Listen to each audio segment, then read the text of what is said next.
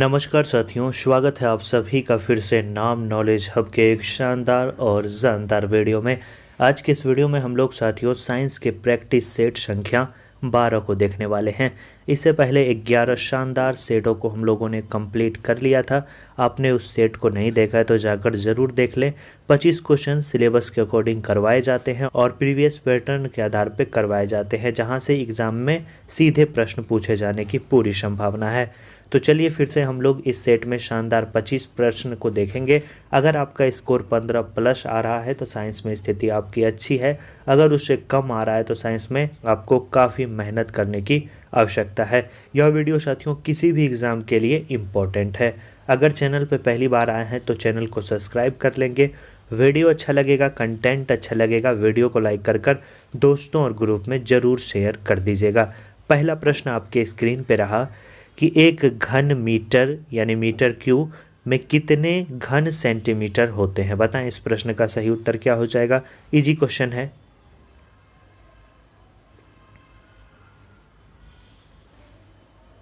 तो जैसा कि आपको पता है 1 मीटर बराबर क्या होता है साथियों, 100 सेंटीमीटर होता है। अगर पूछा जाए 1 मीटर क्यूब बराबर क्या हो जाएगा तो 100 का होल क्यूब सेंटीमीटर क्यूब यानी 10 पे पावर 6 जो हो जाएगा सेंटीमीटर क्यूब इस प्रश्न का सही उत्तर हो जाएगा। यानी ऑप्शन बी बिल्कुल सही उत्तर हो जाएगा।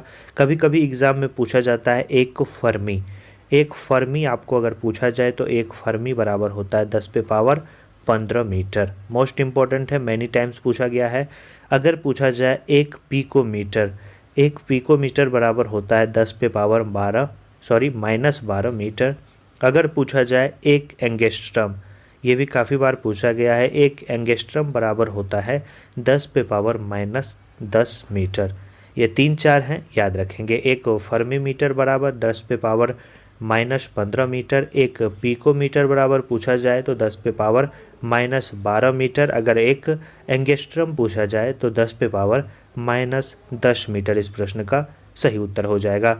तो ऑप्शन के अकॉर्डिंग ऑप्शन बी बिल्कुल सही है। अगला प्रश्न देखेंगे।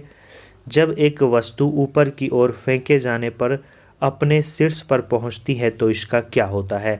वेग तथा त्वरण शून्य होता है, या वेग शून्य होता है तथा त्वरण लगभग 10 मीटर प्रति सेकंड स्क्वायर होता है, या वेग लगभग 10 मीटर प्रति सेकंड होता है तथा त्वरण शून्य होता है, या वेग लगभग 10 मीटर प्रति सेकंड होता है तथा त्वरण समान बना होता है। अच्छा क्वेश्चन है और इम्पोर्टेंट है, बताना है आपको सही क्या हो जाएगा।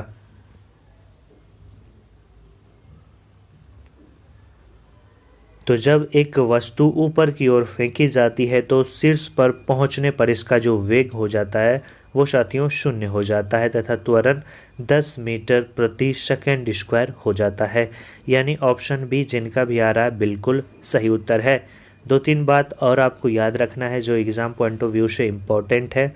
अगर कोई भी वस्तु मुक्तावस्था में गिर रही है तो त्वरण जो होगा यानी एसीलरेशन जो होगा वो कांस्टेंट यानी नियत रहेगा। मैनी टाइम्स पूछा गया क्वेश्चन है कि अगर कोई वस्तु मुक्तावस्था में गिर रही है तो त्वरण क्या होगा, तो त्वरण जो है नियत होगा। त्वरण क्या होता है, वेग में परिवर्तन की दर को हम लोग त्वरण कहेंगे।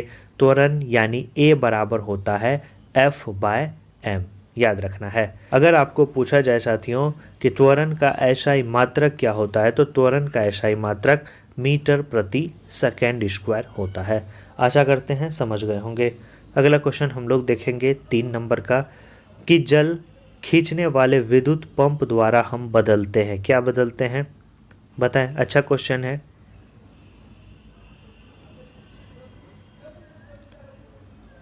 तो जल खींचने वाले विद्युत पंप द्वारा जो है हम लोग विद्युत ऊर्जा को गतिज ऊर्जा में बदलते हैं। सही उत्तर जिनका भी डी आ रहा है बिल्कुल सही है। विद्युत पंप में लगाए गए विद्युत मोटर विद्युत ऊर्जा को किस ऊर्जा में बदलते हैं, यांत्रिक ऊर्जा में बदलते हैं।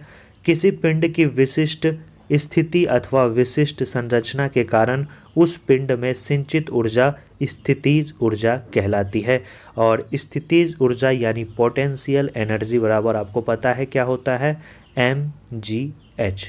और काइनेटिक एनर्जी बराबर क्या होता है, ½ mv²। तो ये भी बात आप याद रखेंगे। तो सही उत्तर जिनका भी डी आ रहा है बिल्कुल सही है। अगला क्वेश्चन है 4 नंबर का कि डिटर्जेंट किस सिद्धांत पर सतहों की सफाई करते हैं, ए बी सी या डी, बताएं। तो इजी क्वेश्चन है, सही उत्तर क्या हो जाएगा, सरफेस टेंशन यानी पृष्ठ तनाव के सिद्धांत पर जो है सतहों की सफाई किया जाता है, किसके द्वारा, डिटर्जेंट के द्वारा। अगला क्वेश्चन है 5 नंबर का कि प्रणोद प्रति इकाई क्षेत्र को क्या कहा जाता है। अच्छा क्वेश्चन है और इजी क्वेश्चन है। तो प्रणोद प्रति इकाई क्षेत्र को हम लोग दाब कहेंगे। जिनका भी सी आ रहा है बिल्कुल सही है। किसी सतह के संपूर्ण क्षेत्रफल पर सतह के लंबवत लगने वाले बल को हम लोग थ्रस्ट यानी प्रणोद कहेंगे तथा प्रति इकाई क्षेत्रफल पर लगने वाले लंबवत बल को हम लोग क्या कहेंगे, दाब कहेंगे। और दाब बराबर क्या होता है, एफ बाय ए यानी आरोपित बल बाय सतह का कुल क्षेत्रफल। तो सही उत्तर क्या हो जाएगा, दाब, इस प्रश्न का ऑप्शन सी।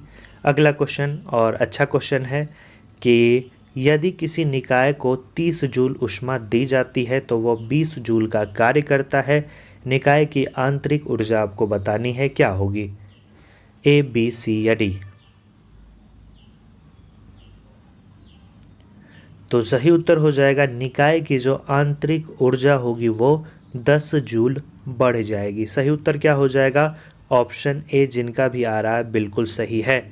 ऊष्मागतिकी का प्रथम नियम आपको क्या बताए थे, डेल्टा क्यू बराबर delta U plus delta W. इसीलिए कहा जाता है साथियों प्रीवियस टेस्ट को देखना बहुत ज़रूरी है। तो आप प्रीवियस टेस्ट को ज़रूर देख लीजिएगा। क्यू की वैल्यू दी गई है 30 और यू आपको निकालना है, डब्लू की वैल्यू दी गई है 20। तो u बराबर क्या हो जाएगा, 30 माइनस 20 यानी 10 हो जाएगा। इस प्रश्न का सही उत्तर 10 जूल बढ़ जाएगी।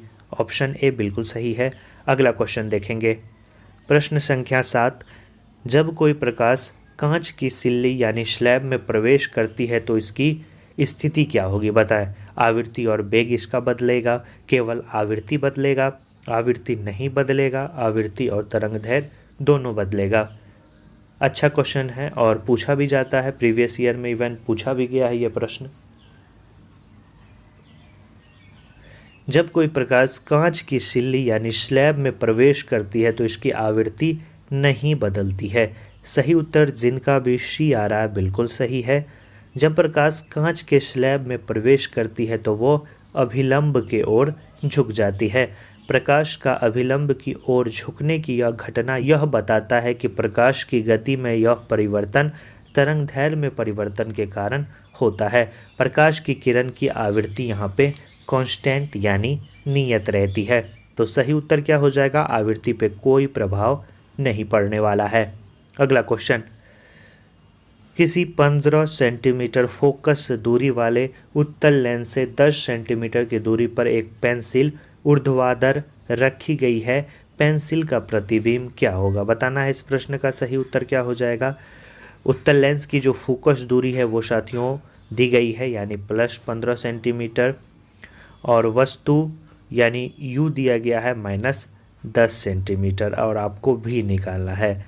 तो लेंस का सूत्र आपको पता है 1/f बराबर क्या होता है, 1/v माइनस 1/u। 1/f के स्थान पे हम लोग 1/15 देंगे प्लस में और 1/v माइनस 1/u यानी माइनस 10।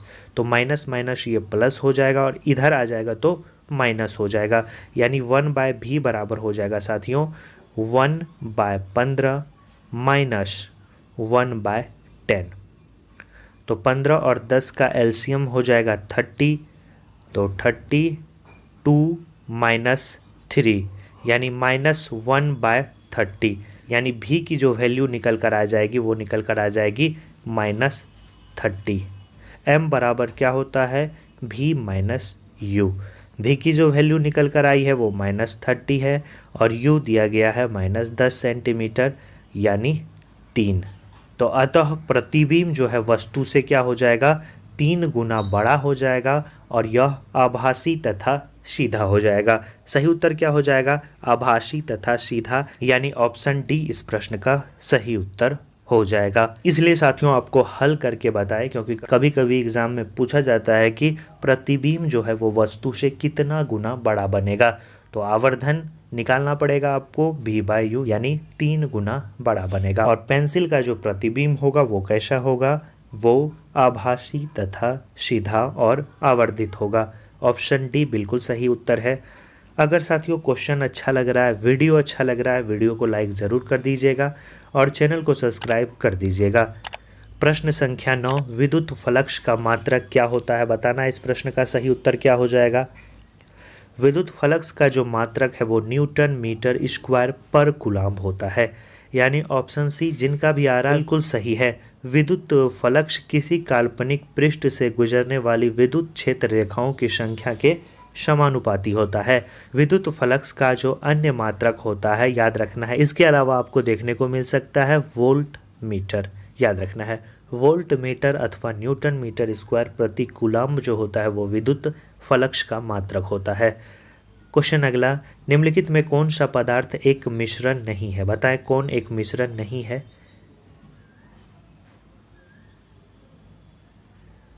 तो सही उत्तर जिनका भी टीन यानी एशन रांगा आ रहा है बिल्कुल सही है। रांगा या टीन एक रासायनिक तत्व है, इसका रासायनिक प्रतीक आपको पता है एशन होता है और यह 14वें वर्ग का तत्व है जिसकी परमाणु संख्या 50 होती है। एशन आवर्त सारणी के चतुर्थ मुख्य समूह का धातु भी है और यह याद रखना है आपको मिश्रण नहीं है। प्रश्न संख्या 11, वह कण जो न्यूक्लियॉन को बांधे रखने का कार्य करता है क्या कहलाता है, बताएं। सही उत्तर हो जाएगा मेसोन। मेसोन कण न्यूक्लियॉन को बांधे रखने का कार्य करता है। वे सभी कण जो एक क्वार्क एवं एक एंटी क्वार्क से मिलकर बने होते हैं उसे हम लोग क्या कहेंगे, मेसोन कण कहेंगे। मेसोन कण की खोज किसके द्वारा की गई थी, क्वेश्चन पूछा जाता है तो याद रखना है युकावा के द्वारा मेसोन कण की खोज की गई थी। क्वेश्चन अगला 12 नंबर का, चिली साल्ट पीटर किसका सामान्य नाम है, बताएं ए बी सी या डी।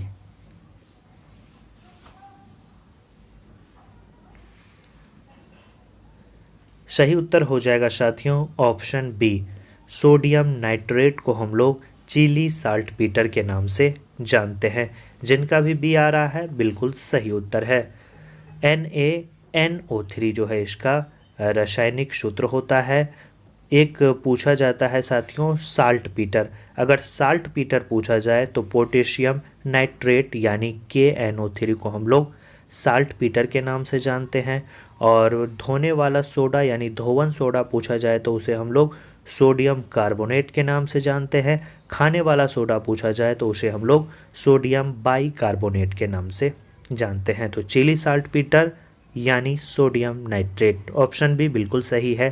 क्वेश्चन अगला, KMnO4 अणु में तत्व पोटेशियम यानी K, मैग्नीज Mn और ऑक्सीजन O की क्रमशः ऑक्सीकरण अवस्थाएं क्या क्या है, बताना है आपको। सही उत्तर हो जाएगा साथियों ऑप्शन बी।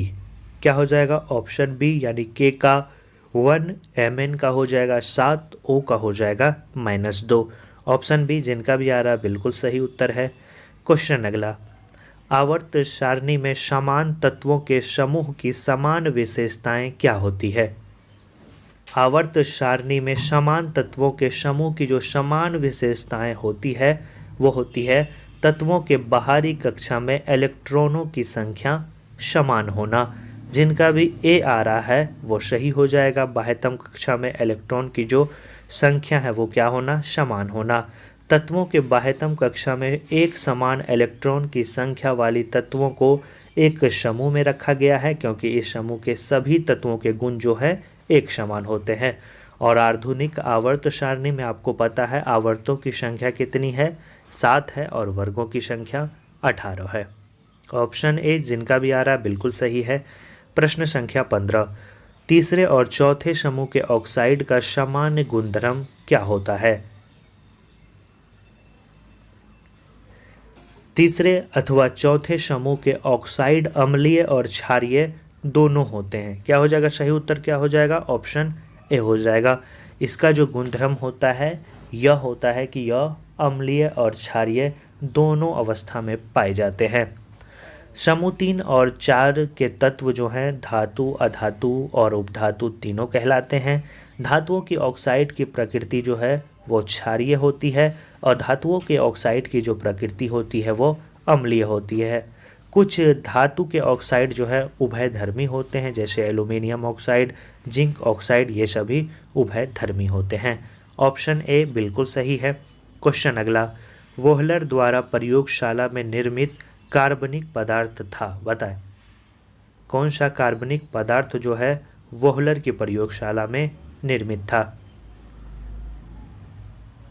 सही उत्तर हो जाएगा वोहलर द्वारा प्रयोगशाला में निर्मित प्रथम जो कार्बनिक पदार्थ था वो यूरिया था। सही उत्तर क्या हो जाएगा, यूरिया, यानी NH2CONH2 जो है इसका फॉर्मूला होता है, रासायनिक सूत्र होता है।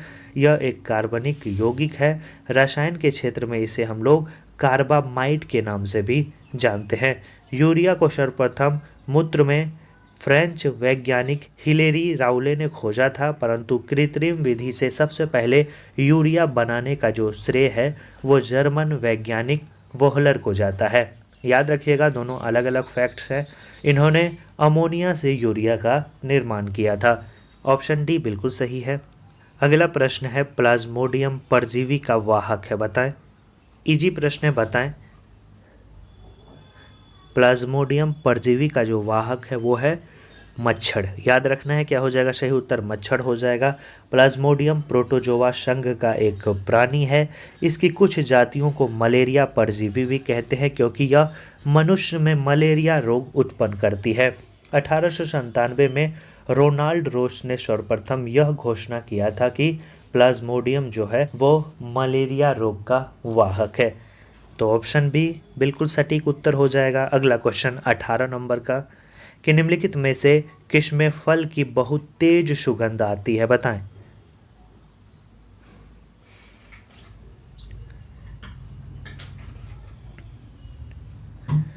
तो एथिल एसीटेट के उपस्थिति के कारण, याद रखना है आपको, एथिल जो एसीटेट होता है इसी की उपस्थिति के कारण फल की बहुत तेज सुगंध आती है। एथिल एसीटेट यानी C4H8O2 एक कार्बनिक यौगिक है। इस रंगहीन तरल में एक विशिष्ट मीठी गंध पाई जाती है। एथिल एसीटेट का उपयोग गोंद, नेल पॉलिश रिमूवर तथा चाय और कॉफ़ी की, याद रखना है, डीकैफिनेशन प्रक्रिया में किया जाता है। इसका जो उपयोग है वो मुख्य रूप से एक विलायक और मंदक के रूप में भी किया जाता है। क्वेश्चन अगला देखेंगे 19 नंबर का, बहुलक जो विशेषतः बर्तनों पे ना चिपकने वाली सतह के रूप में प्रयुक्त होता है, क्या कहलाएगा। तो बर्तनों पर ना चिपकने वाली सतह के रूप में जो है किसका प्रयोग किया जाता है, टेफ्लॉन का प्रयोग किया जाता है। टेफ्लॉन या पॉलीटेट्राफ्लूरोएथिलीन एक संश्लेषित फ्लूरो बहुलक है। टेफ्लॉन का प्रयोग जो है वो नॉन स्टिक बर्तन, गैस्टेक के निर्माण, इसके अलावा 2 पहिया और 4 पहियों वाहनों के पेंट की सुरक्षा के लिए इसकी कोटिंग भी की जाती है ताकि पेंट को कोई भी स्क्रैच ना लगे। टेफ्लॉन एक कठोर धातु होता है, यह बहुत चिकना होता है तथा जलाए जाने पर कुछ न कुछ अवशेष इसका बचता ही है। तो सही उत्तर क्या हो जाएगा, ना चिपकने वाली सतह के रूप में टेफ्लॉन का उपयोग किया जाता है। प्रश्न संख्या 20, निम्नलिखित में से किसमें पौधों के शरीर को जड़, तना और पत्तियों में विभेदित किया जाता है।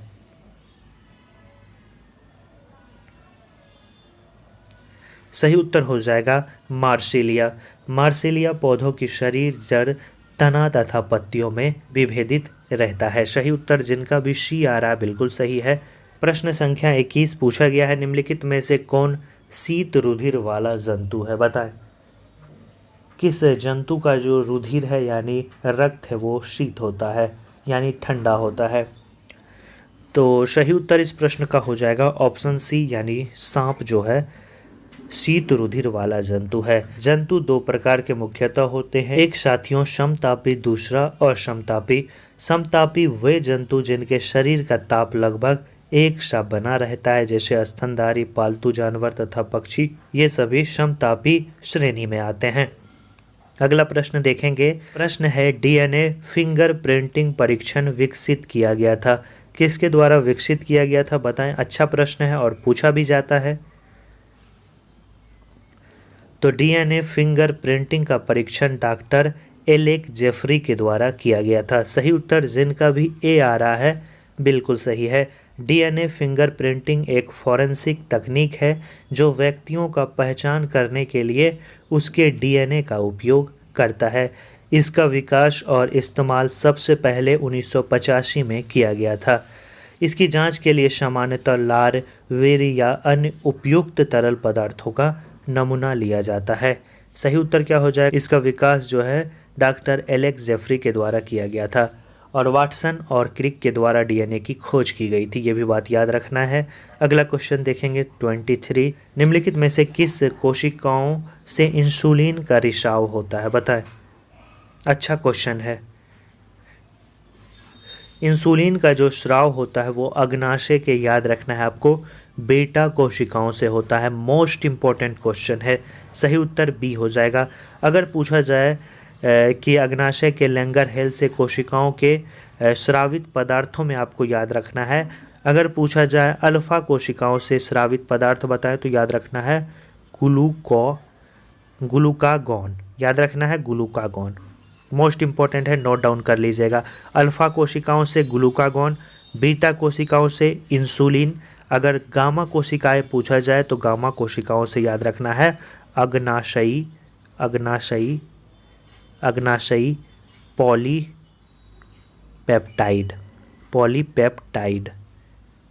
ये तीन मोस्ट इम्पॉर्टेंट हैं लैंगरहेल्स की कोशिकाओं से स्रावित पदार्थ जो कि अग्नाशय से स्रावित होते हैं। अल्फा कोशिका से स्रावित पदार्थ ग्लूकागॉन, बीटा कोशिका से इंसुलिन और गामा कोशिका से अग्नाशयी पॉलीपेप्टाइड। मोस्ट इम्पॉर्टेंट है, याद रखेंगे। आज का सेकेंड लास्ट क्वेश्चन देखेंगे। किनमें से कौन पादप हार्मोन नहीं है बताएं। इजी क्वेश्चन है, काफ़ी बार पूछा जाता है। एड्रीनेलिन जो है वो पादप हार्मोन नहीं है। अगला क्वेश्चन, आज का लास्ट क्वेश्चन। अंडक के नीचे हिस्से के फूले हुए भाग को क्या कहा जाता है बताएं।